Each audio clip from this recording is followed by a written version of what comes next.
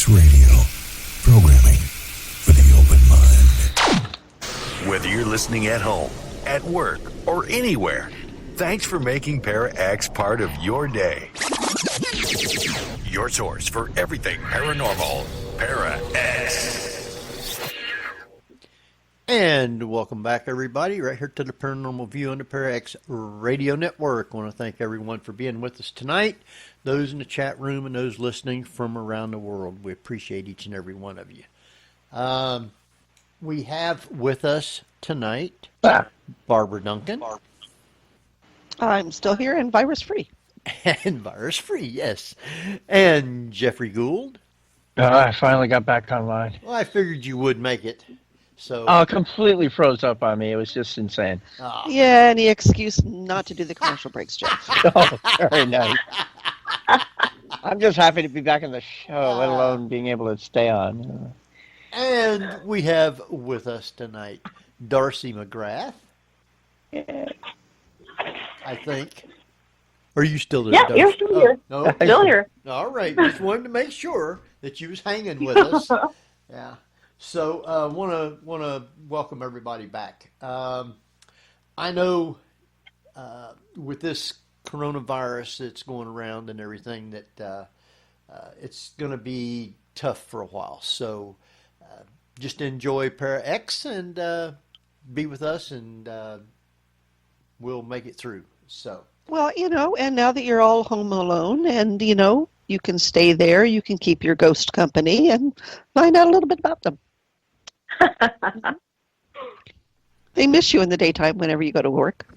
So.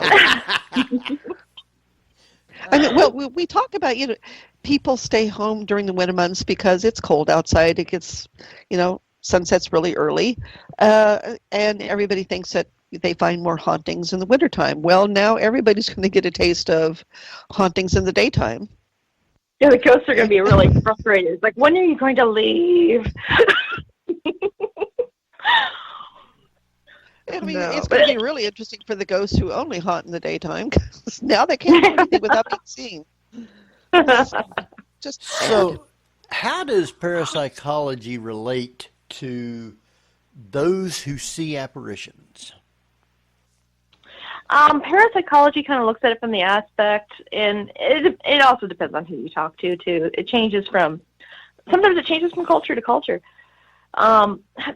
The ability to see apparitions is kind of something you're built in for.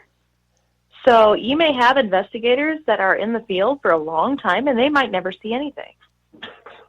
But because they don't have the personal, human, organic equipment to have that experience.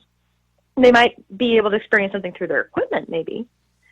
But as far as having that moment where you turn the corner and there's somebody right there, they may or may not ever have that. Depends on their genetic disposition. A lot of people don't even realize they have any sort of ability whatsoever until it happens to them.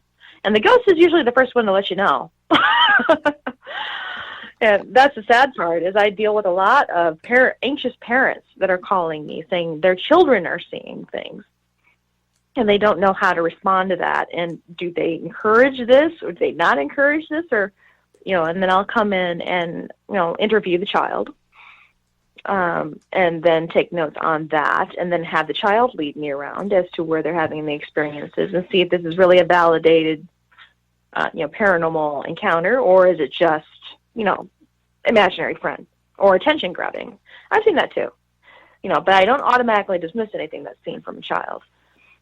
But as we talked about before, it depends on the nurturing environment they have, that they're born with. When they have these experiences, do the parents treat this as a positive experience or not, as to whether or not they'll grow up and have experiences as an adult. And then there might be some aspect of freedom once they become an adult and move away from home. They might start having those experiences on their own sporadically, because they're no longer being under the thumb of a controlling parent or a guardian, that they might just have them on their own. Well, and it's also, from their standpoint, they don't have a choice in the matter. If the parents aren't listening, then they can't leave. They can't move on their own. So they're kind of stuck to a certain degree. Yeah, they're kind of a prisoner to that. And that's that's kind of like, and some people may argue with me on that aspect, but I don't encourage children to go ghost hunting because they don't have the ability to tell whatever is there to go away. And most of the time the parents don't understand it either. And they don't have the ability to tell whatever it is to go away. So you're inviting this aspect into your life that you're not ready or prepared for. You know, you can't say no to your friends. You can't say no to a stranger around the corner. How are you going to say no to a ghost? Right. You know, that's a complication in your life you don't need. And that process, that process opens you up more. So Absolutely. Also the ability to tell them to stop and turn it off is going to not be there probably.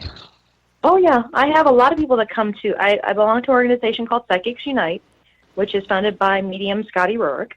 Rourke's done some work with the Booth brothers and done some documentaries with them.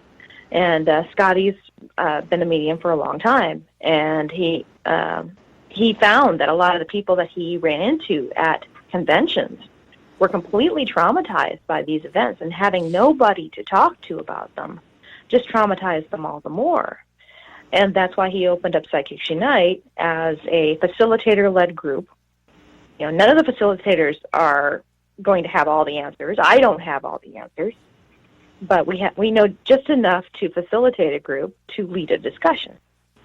And that's what we end up doing.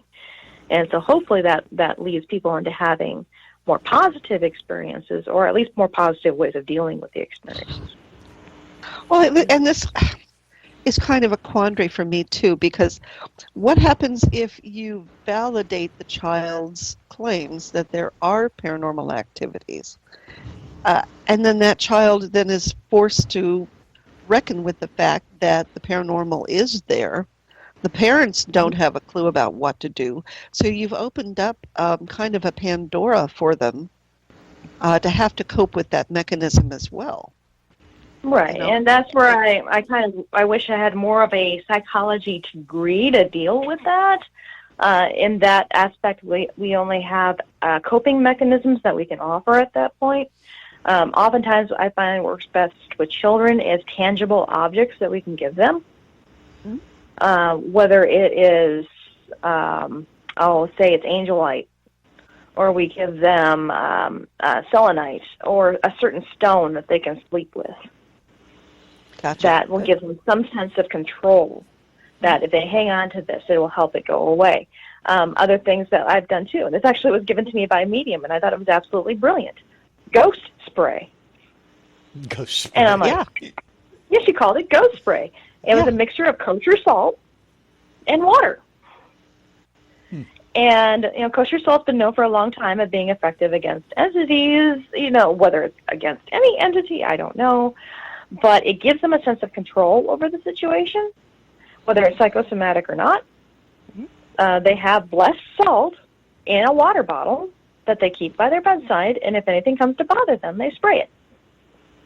So it gives them a sense of control, whether or not, you know, it really is. I mean, if you talk to Lloyd Auerbach, mind over matter is an extremely powerful tool. Yes. Yeah. All right, he studied it. Sorry? I got a question from the chat room. Yeah. It's from some guy. And Some guy. That's the handle. Is that's the some guy. handle in the chat room. Some guy. All right. Some guy.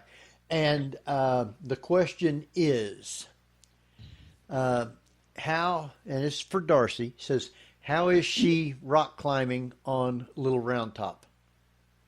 I can imagine who that some guy is. Who is it? I've had my neck saved more than often, probably. some guy. There's been a couple times I've nearly fallen off Little Round Top. That's why I do not profess to be a professional rock climber. Really? Well, who is that? I'll bet it's Mr. Rupp. Yeah. He saved my neck a couple times.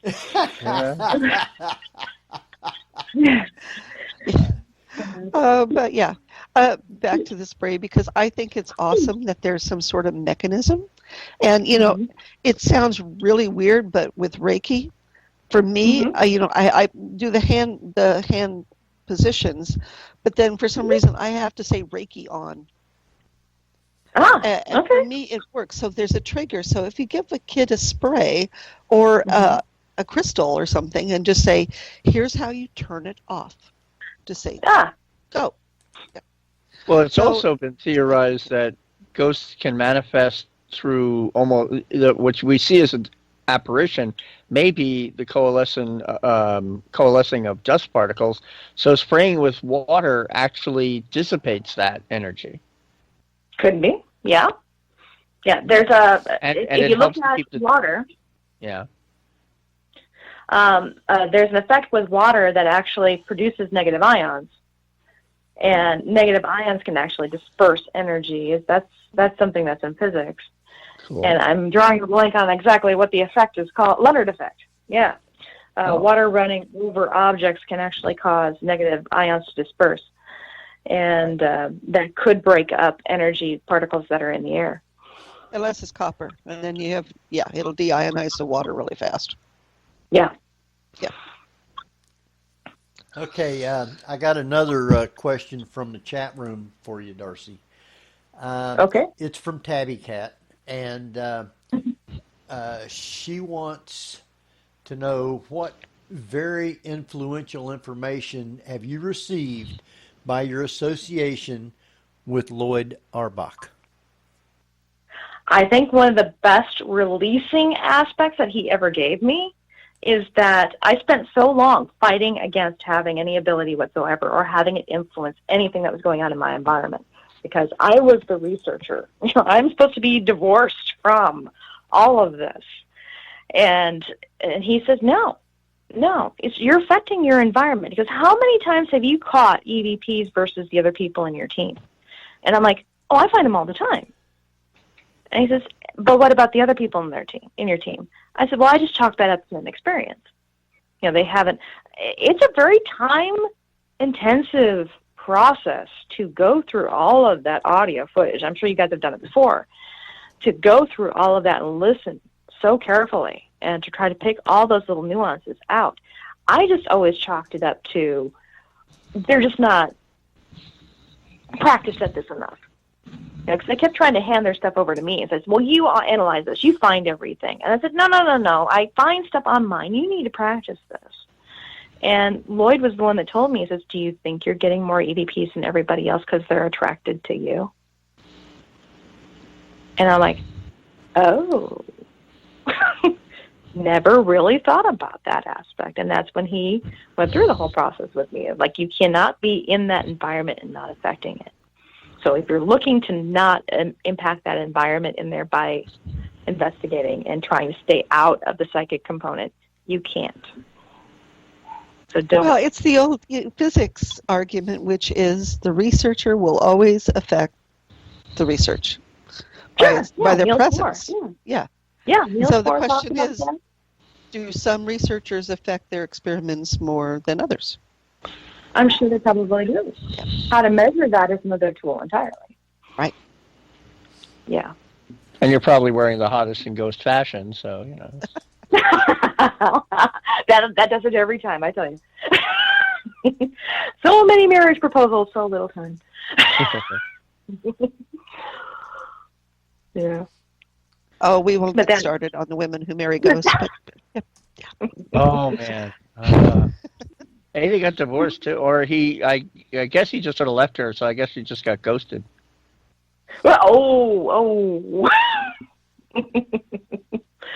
Is this the pirate ghost we were talking about? Yeah, exactly. Yeah. Oh, yeah. Oh, she got more than she bargained for in that one. I'm sure she did.